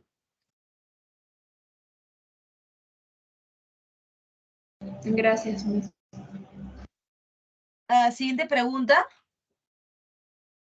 Sí, profesora, en el pretexto se menciona que la ciudad sagrada, lo que querían recuperar el Santo Sepulcro, estaba tomado por los turcos selyúcidas. Yo tenía una duda Selúcidas. acerca de en qué se diferenciaba un turco selyúcida de un Selúcida de un turco turco otomano.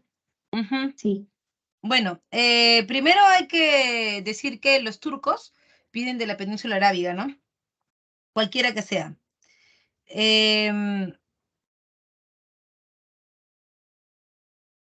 en el caso de los turcos selúcidas, son aquellos que son una dinastía o una rama de estos turcos que son los antepasados directos de lo que ahora sería la zona de Turquía, la zona cercana hacia Europa, ¿no? Estos turcos provienen del Asia Menor, o sea, de lo que su expansión es hasta la zona persa, o sea, desde la zona persa hasta España. Y digamos que son los que van debilitando poco a poco el Imperio Bizantino. También profesan el Islam, tienen las mismas condiciones y las mismas características. La única diferencia es que los turcos otomanos provienen de lo que ahora sería la península arábiga, propiamente dicha, desde ahí, y en cambio estos selúcidas se van hasta la zona que ahora es, bueno, la zona persa, no toda la zona del Asia Menor. Es la ubicación en realidad, porque ellos tienen una religión la misma, ¿no? Y cuando hablamos de las sociedades de Oriente, una de las características principales es que si la religión es igual, todo es igual. ¿Por qué? Porque es como los cristianos, ¿no? Los cristianos también. Cuando son todos católicos, todos están cortados igual, ¿no? En este caso, la única diferencia es su ubicación. Por un lado, los turcos otomanos que vienen de la península arábiga y que luego vamos a verlos cuando veamos a Mahoma y ellos. Y luego están los turcos selúcidas que vienen del Asia Menor, ¿no? Que se han originado en la península, pero se han ido conquistando por toda esa zona hasta llegar o regresar a Europa, a la península ibérica en Europa, ¿no? Occidental. Solamente es la ubicación, nada más. Ya, eso me habían preguntado. Ok, gracias, profesora.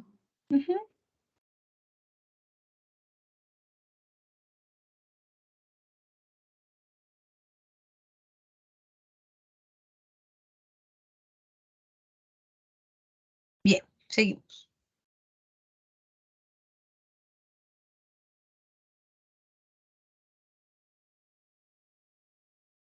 Vamos ahora a ver algunas de las causas de las cruzadas. La iglesia, el deseo de la iglesia por recuperar el prestigio y reunificar el clero. Bueno, no lo hemos visto nosotros porque no hemos visto todavía Oriente, pero te voy adelantando un poquito que ya para esta época la iglesia católica venía como, o sea, la iglesia católica para nosotros venía como mochita. ¿Por qué? Porque dentro de la iglesia cristiana, que es la que nos han heredado los romanos, dentro de la iglesia cristiana hubo una ruptura que se conoce como el cisma de Oriente. Y en el cisma de Oriente, la iglesia cristiana se dividió en dos, en la iglesia cristiana católica, apostólica y romana, y la iglesia ortodoxa griega.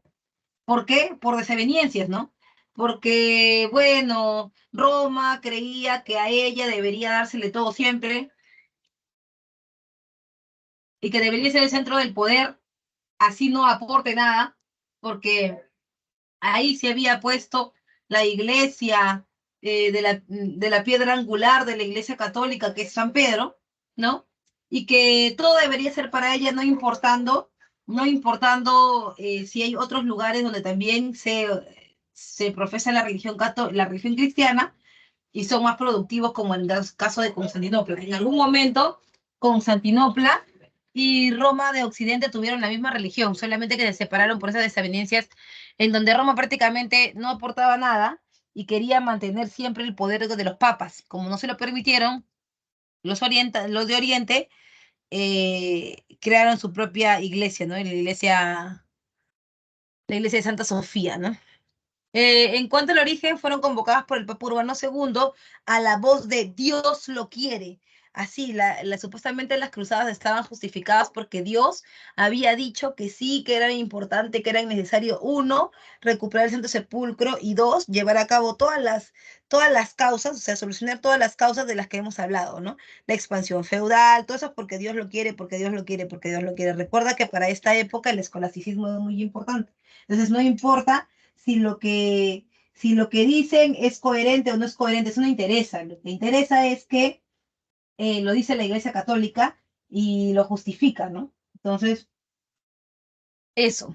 Por otro lado, también está el interés de los señores feudales por obtener tierras en el cercano oriente y la presión demográfica europea. ¿Por qué hay presión demográfica? Porque como tú sabrás, mientras menos contacto tengan en el feudalismo, por ejemplo, mientras menos contacto tengan en el caso de la guerra y esto, menos posibilidades de morir hay. Y cuando hay menos muertos por guerras, también hay menos muertos por enfermedades, porque normalmente las enfermedades son contraídas o por agentes vectores cruzados de momentos trágicos o de momentos difíciles como un problema climático o una guerra. O sea, cuando muere alguien en la guerra, eso trae más muerte. ¿Por qué? Porque la gente se enferma con la descomposición de cuerpos y todo esto en la Edad Media. Pero eso no había, pues en la Edad Media, porque la mayoría estaba encerrado en los feudos. Y si alguien se enfermaba, por ejemplo, dentro del feudo, o sea, no había ningún problema, ¿no? Porque si alguien se moría o un feudo se contaminaba, bueno, se podían morir los que estaban adentro, pero como estaba cerrado, era prácticamente imposible que se contamine y se convierta en una gran epidemia, ¿no? En toda Europa y que baje la tasa demográfica. Por eso, para esta época, hay mucha población, todos quieren tener tierras y se las van a buscar a Oriente.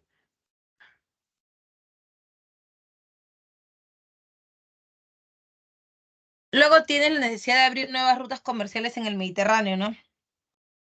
Todos de cierta manera lo necesitan.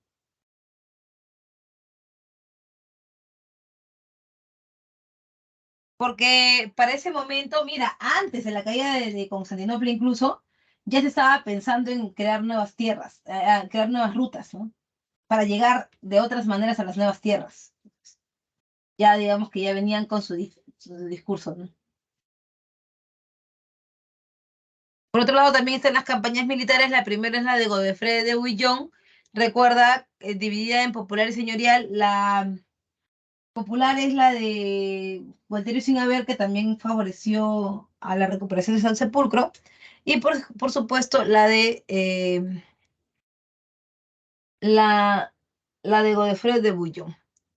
Y luego está la tercera cruzada, que es la cruzada de los reyes. Y ahí están los reyes, señores feudales gigantes, más importantes de cada espacio, ¿no? Ahí está el gran, super, archi, multi, hiper, mega señor feudal de Inglaterra, que es el rey, ¿no? Pero que es de todos los territorios el dueño.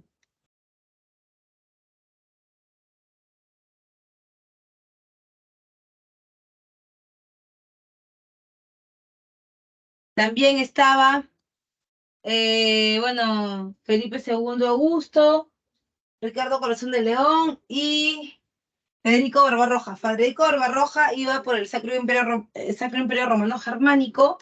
em, Ricardo Corazón de León por Inglaterra y Felipe II Augusto por Francia. Ahora, ¿qué consecuencias trae las cruzadas, ahí vamos a verlo. Terrible.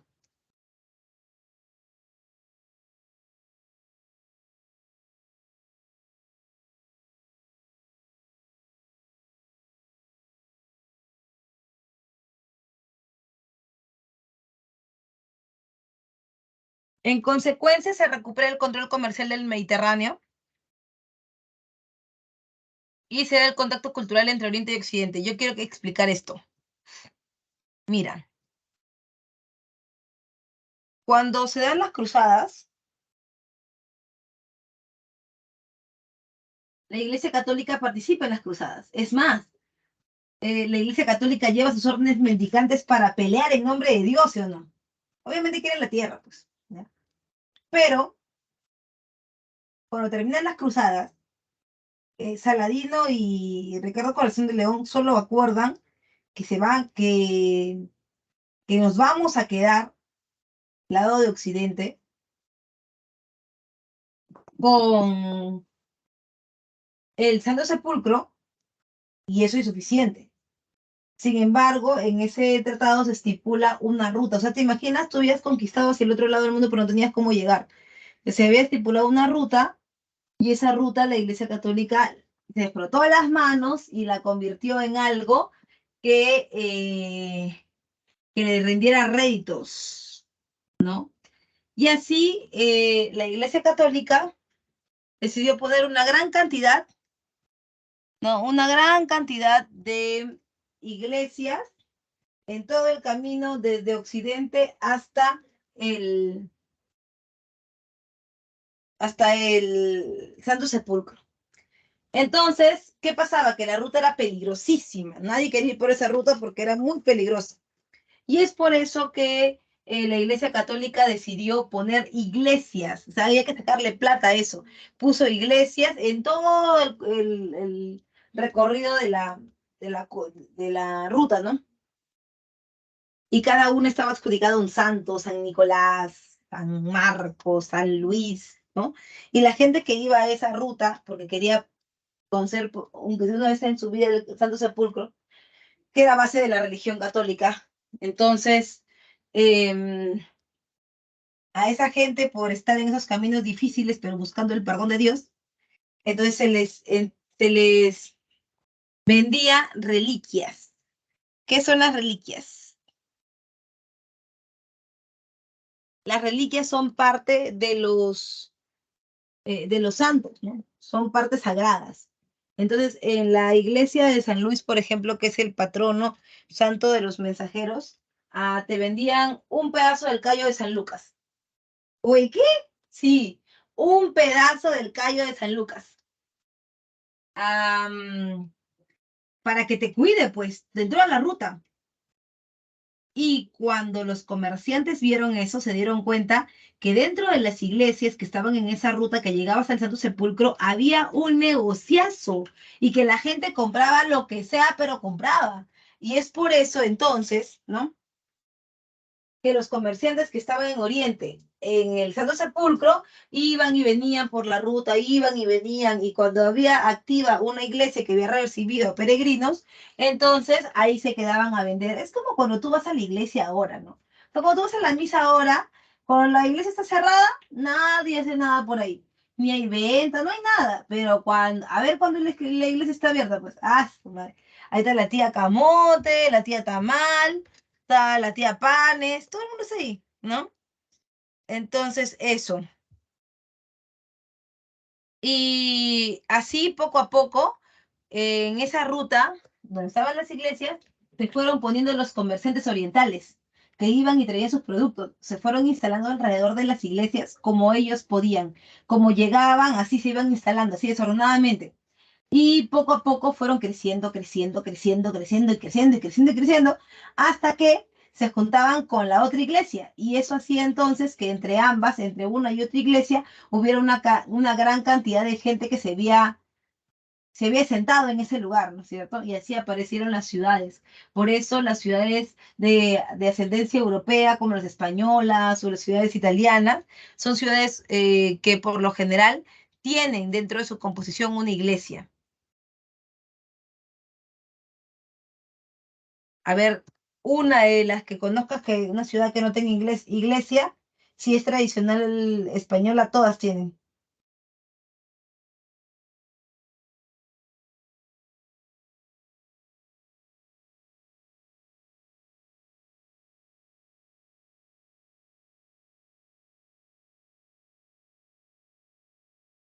Como, ah, ya. Ahora bien, eh, estas nuevas ciudades, todo chévere, pero hay un problema. Una pequeña edad de hielo golpeó Europa y al golpearla nuevamente los problemas de la cosecha, ¿no? Al no tener cosecha, ¿qué hicieron los occidentales? Ah, bueno, vamos a Oriente y ahí cotizamos precio y traemos en grandes barcos eh, trigo, ¿no? Pero cuando fueron a Asia, en Asia esos barcos que venían y desembarcaban aquí, ay, ay, ay, ay, ay, desembarcaban por acá, o sea, los barcos venían de acá, ¿no? Desembarcaban acá. En las ciudades estaban llenas, pero infinitas de gente, por lo que te he comentado de la ruta de la gente era tan, pero tan peligrosa que la gente tenía un pedazo del callo de San Lucas para que lo cuide. Ay, San Luquitas, cuídame, yo tengo tu callito acá, tú no me vas a fallar. Ahora tú lo haces con escapularios y medallitas, pero antes lo hacías con pedazos de ellos, ¿no? Entonces, esa ruta que están queriendo utilizar, esa ruta va a ser la ruta por donde lleguen los granos, ¿no? Que llegan importados a un precio un poquito más elevado, pero llegan, ¿no? Pero también los barcos llegan no solamente cargados de granos, llegan cargados de ratas, porque donde hay granos hay ratas, y donde hay ratas hay pulgas. Entonces las pulgas comenzaron a proliferar la enfermedad, la peste, pulgas que picaban a las ratas, ¿no? Empezaba a proliferar la gente y murieron 20 millones de personas en menos de 5 años. O sea, una cosa terrorífica, ¿no? ¿Por qué? Porque cuando la pulga picaba, ¿no? Que la gente casi no se daba cuenta porque ni se bañaba, cuando la pulga picaba, infectaba a un cuerpo y luego a otro y a otro y a otro. Y así. Eh, las pulgas, ¿no? Las pulgas son el agente vector. La rata no muerde para transmitir la enfermedad, pero sí la pulga tiene ese problema de que, y además que cómo controlar ese agente vector, ¿no? Se vuelve prácticamente incontrolable y es por eso que la gente, al miedo de poderse contagiar en las ciudades, regresa al campo. Hay una migración de la ciudad al campo.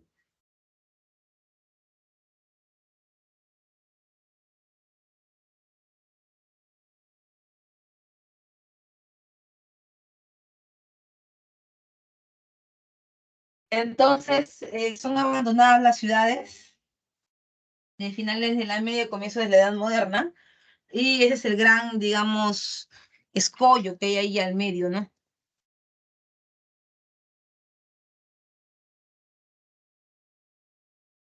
Se da la decadencia, ahí, perdón. Se da la decadencia del poder feudal porque recuerda que ya nadie va a estar metido en el feudo, que ahora todos comercian, van, vienen, por eso han contraído enfermedades, etcétera. Hay una decadencia del sistema feudal por que va a ser cambiada. ¿Por qué? El poder del señor feudal va a ser cambiado por el poder del rey, porque ahora como son burgos o ciudades, ya nadie está, pues, ya nadie está como encerrado, ¿no? Que ese era el poder que tenía el señor feudal y que lo justificaba la Iglesia Católica y toda la cosa.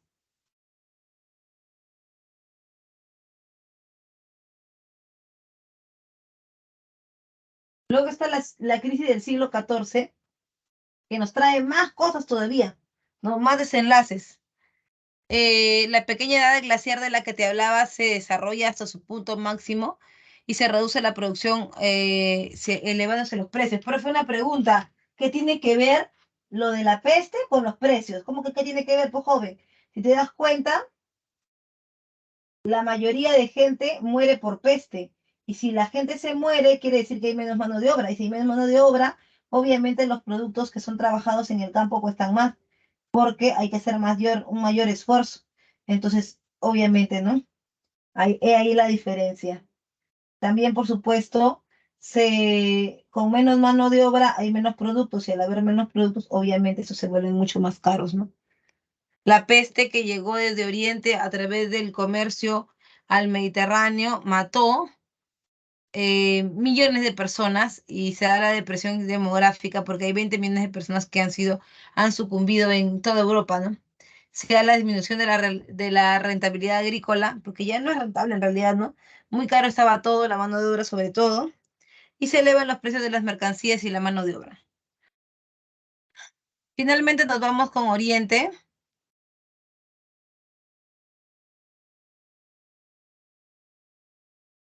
Imperio Bizantino.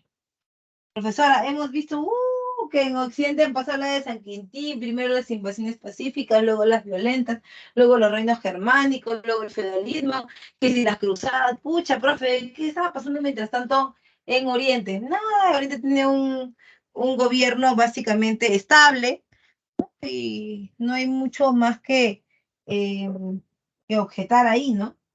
Sin embargo, tiene el Imperio Bizantino tiene una composición diferente a la de Roma de Occidente, porque eso es Roma de Oriente, pues, ¿no? Entonces tiene una composición diferente. ¿Cuál es la composición?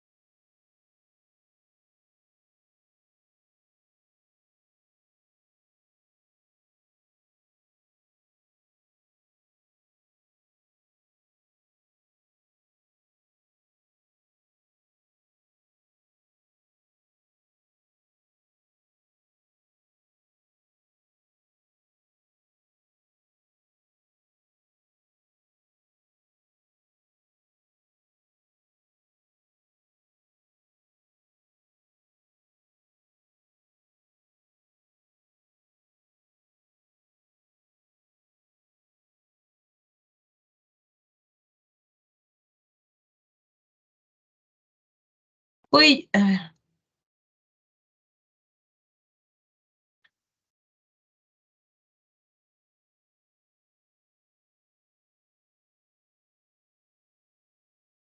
¿Fui yo nomás o a todos nos votó el sistema?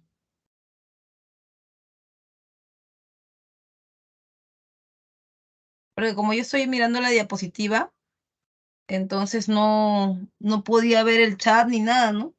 Solamente podía ver la diapositiva y cuando me di cuenta, sonó clum. O sea, no sé si solamente me votó a mí o nos votó a todos. Miss, en mi caso yo no me salí. Creo Fui que sí yo, le ¿no? votó a usted, Miss. Sí, Ay, Miss. tengo que hacer que revisen esto porque en la mañana también, cuando quería entrar al aula 103, me votaba acá, al 102.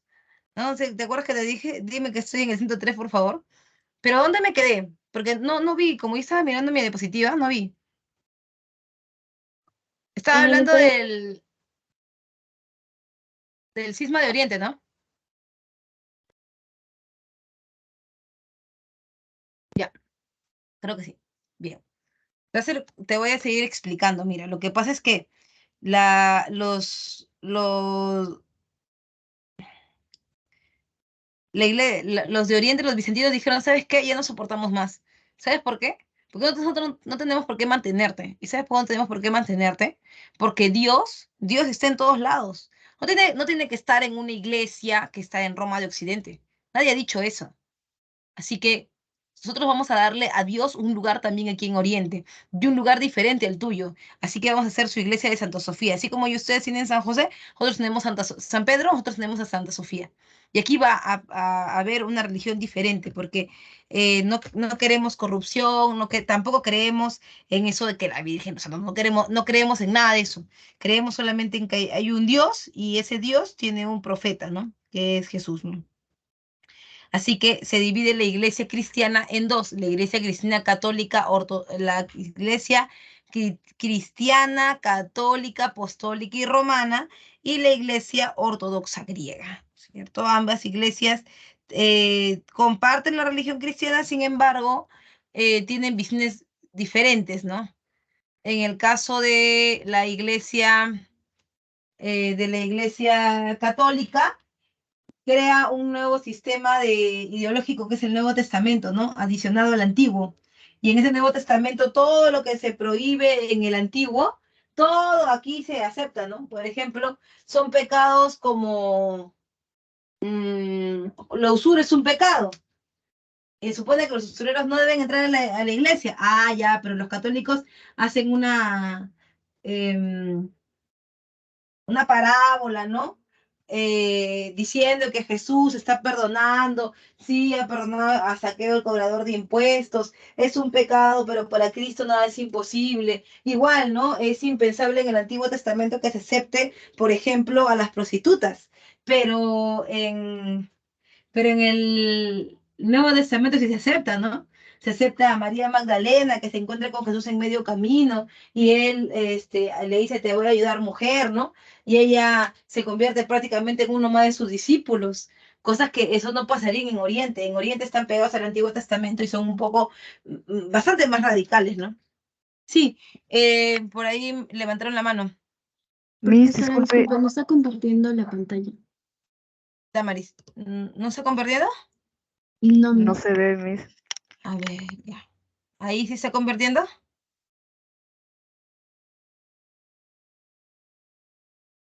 Ahora sí se ve.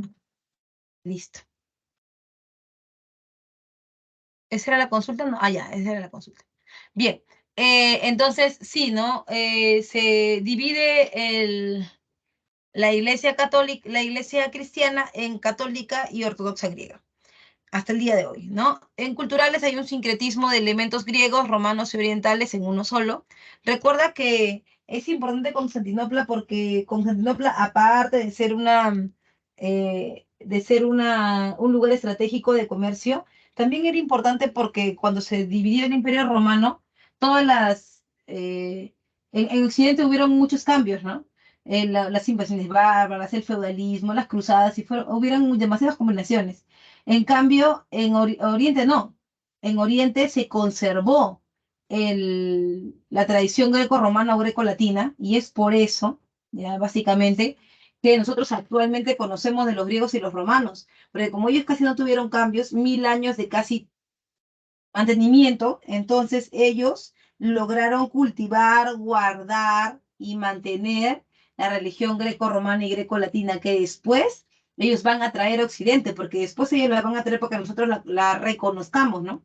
¿Y cómo así, profe? Porque después, en 1453, los turcos van a invadir Constantinopla, y cuando la invaden, los sabios bizantinos salen de Constantinopla y llegan a las principales ciudades italianas, ¿no? Que son Génova, Florencia, Venecia, trayendo el conocimiento greco-romano, lo greco-latino. A ese periodo tú lo conoces como humanismo y renacimiento.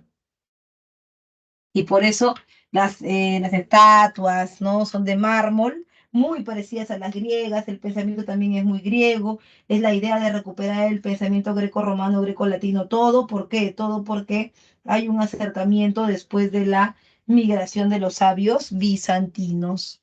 Y finalmente, recuerda, Constantinopla era importante, como te digo, por el tema de que va a conservar la cultura y además porque tiene una ubicación estratégica, y también está Constantino.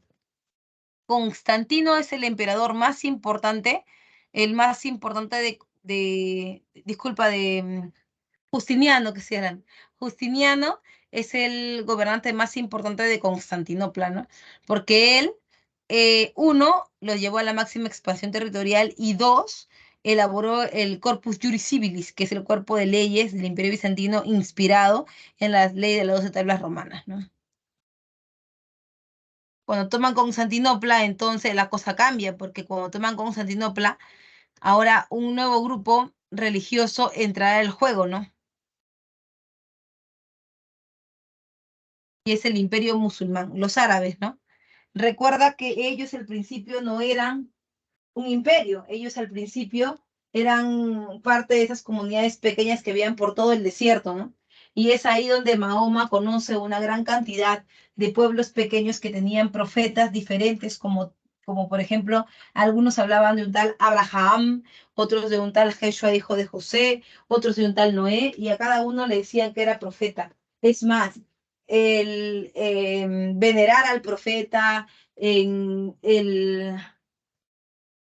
seguir en la religión, no era muy difícil porque lo podían hacer desde cualquier lugar, ya que en medio del desierto estaba el templo de la Kaaba, de la Piedra Negra, regentada por los coreishitas.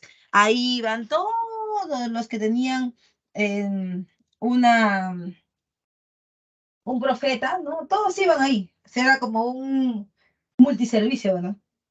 Y cuando Mahoma llegó, dijo, no, que a Mahoma se le apareció el arcángel Gabriel, ¿no? El mismo que le dio la noticia a la Virgen María que está embarazada, y a él se le aparece y le dice que Alá lo ha elegido a él para que lleve su palabra por todo el mundo. Y a Mahoma le va bien porque él va convenciendo a la gente de que es mejor ser musulmán, de que igual que el catolicismo, pero igualito, igualito, igualito, igualito. Entonces, es ahí donde la gente, los sacerdotes del templo de la Kaaba lo amenazan, pues no le dicen que si no deja de hacer esas cosas, entonces ya sabe cómo le va a ir, le van a dar vuelta y por eso es que él se va desde la Meca hasta Medina y ahí comienza el calendario islámico, ¿no?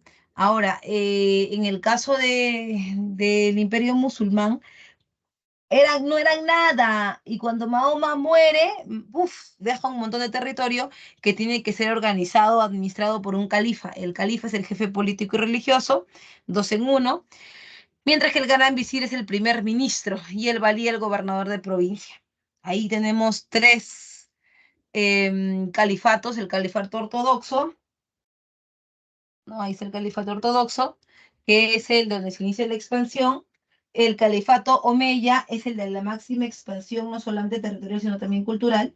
Y finalmente está el último periodo, que es el califato abásida, ¿no? Es el último, ¿ya? Que a través de ellos se va a mantener la expansión del imperio musulmán. Y finalmente, ya para terminar, están las características del Islam, ¿no? Tienen ellos su libro sagrado, que es el Corán, como si fuera nuestra Biblia, significa resucitación. Ahí está todos los 292 versos que tuvo que aprenderse de memoria Mahoma, ¿no? El elegido. Luego tienes los pilares, son 5: la oración, el ayuno, la peregrinación, la limosna y la fe. 5, que son los mismos de los católicos. Sin embargo, los católicos nunca lo cumplen, en cambio los musulmanes, check. Mi hermano vive actualmente en un país musulmán, en un emirato árabe, y dice que sí, efectivamente, 5 veces al día hay que rezar, y se escuchan por todos los megáfonos de la calle que tienen sus rezos, y hay que parar, ¿no? Hay que rezar. Son países que son musulmanes así a rajatabla, ¿no? En economía, unificaron África hacia Europa a través del comercio marítimo y terrestre, y en manifestaciones culturales está la filosofía de Averroes, el álgebra del compendio del cálculo y la medicina del canon de medicina. Hasta ahí va a llegar mi separata del día de hoy. Espero que hayas comprendido bien. No sé si alguien tiene una pregunta, alguna consulta. Te voy a pasar las claves más bien. Si alguien tiene alguna consulta, recuerda que este sí es una semana un poco pesada en relación a que son muchos temas, son 1000 años en una sola separata. Pero siempre ha sido un poquito pesadita esta de acá. ¿Tienes alguna duda? No, profe. ¿Ninguna? Ah, la mil y Sí. una noches. Claro, literatura, la mil y una noches, sí. El compendio del álgebra también. Voy a poner acá las claves, rapidito. 1, avión. 2, dedito. 3, casita. 4, avión. Y 5, besito. Listo, señores, servidos. Nos vemos la próxima semana. Esta vez en una nueva aventura, en un capítulo más de historia, pero ahora nos toca historia del Perú. Nos toca virreinato, que es uno de los temas más interesantes, sobre todo de cara a terminar la primera parte de historia del Perú. Sí, Ruth levantaba la mano, creo. No, Damaris. Profesora, ¿podría colocar la diapositiva número 15? Tal vez haya un mapa o algo así para sacarle captura. Ujú. Ah, ya, si hay una línea de tiempo, sí. Gracias. Gracias, Miss. No, hasta luego. Listo, nos vemos, chicos. Chau, chau. Miss, disculpe. Sí. ¿Será que podría poner la diapositiva en donde se muestra el Imperio Bizantino? Por favor. Ya, perfecto. Esa es la 6, creo. Esta es 5. Esa es la primera parte del Imperio Bizantino, la diapositiva. Y la segunda es esta.